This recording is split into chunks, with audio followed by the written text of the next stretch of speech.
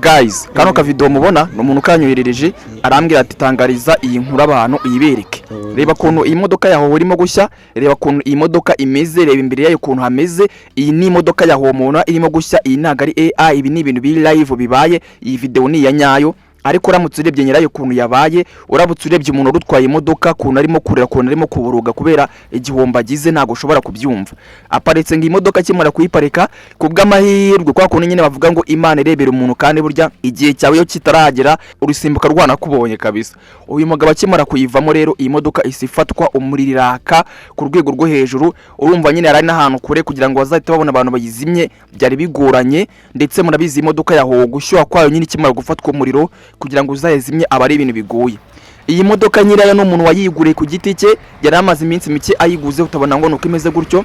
Yari iri mu kazi birumvikana, akimara kuyiparika kiyivamo imodoka tugiye tubona imodoka irafashwe. Umuntu yarije ku kavido abwiye amagambo akomeye, arambwira ati kungu kuri kwa kundu uzasanga umuntu Nyabugogo ugahora n'umugabo waruzi ko ari umuntu muzima ufite ubwenge, utekereza neza, nyine uvuga uti uyu nguyu ashaka kumbera role model, uyu nguyu ashaka kumbera intangarugero. Mukazahura yenda nko muri 2028 ukabona wa muntu waruzi ko uzafatiraho urugero, ukabona sigaye yasinda, ukabona abaye nk'umuntu w'umusazi, ukabona nyine nta bwenge agifite, ukavuga ati uyu ni wa muntu wacyagiye narinzi nafatiragaho urugero. Ngo nahabituruka abantu benshi baba bararwama depression, abantu benshi baba baragiye bagira ibibazo bitandukanye kubera ibibazo baba baragiye bahura nabyo. Reba kuntu hoho y'umuntu w'umugabo irimo gushya.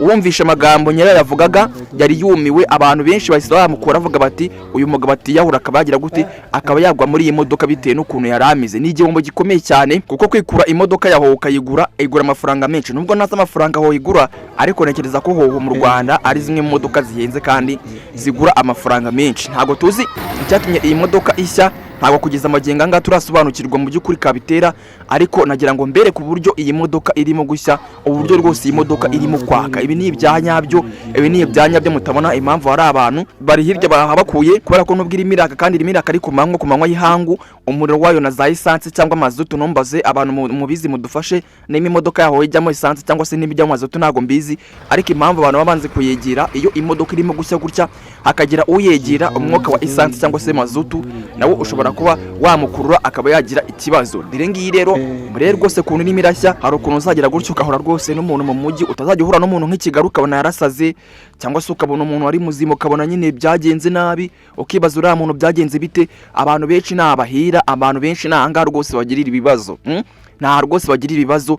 Ibi ngibi bisa nkuko wenda munyihangane nimba ntanze urugero rutari rwo, ariko ngiye nabigiranya nkuko ushaka kuba ufite umugore, hanyuma umugore rumva wakoye inka zawe wagize gute, hanyuma wamuzana wamugiza mu rugo, se akaba yagira gute, zo dufate nk'urugero akaba yajya kubyara wenda agahita apfa. Urumva nyine uwo mubyeyi nyine waramuzanye yagize mu rugo, nyine umugore wawe ageze kwa muganga arabyaye ahita apfa, n'umwana abyaye ahisa apfa. Kugira ngo uzabone uwo mugabo wahuye n'ibyo byago cyangwa se wahuye n'ibyo bibazo ari muzima nta kibazo afite, biba bigoranye. Abenshi bahita bajyana mu bitaro, bakabajyana nyine kugira ngo bashe kubahumuriza ibi bintu byo guhura n'agahinda gakabije bibashe kuba byabashiramo. Nawe rero mpamye nashidikanya ko ari igihombo ushobora kugira mu buzima bwawe kimeze nk'iki ngiki cy'ihoho, ukaba rwose wagira depression cyangwa se ukaba wagira ihungabana rikomeye cyane, kubera yuko rwose kubona boro nk'iyi ngiyi irimo gushya neza ko atari ibintu byoroshye. Rero nuko uko bimeze, nuko uko babyifashe, ariko ndababwiye nti murebe icyo bita igihombo, loss. Icyo nicyo bita igihombo rwose pe. Ibi ngibi rero bijye bidusigira isomo.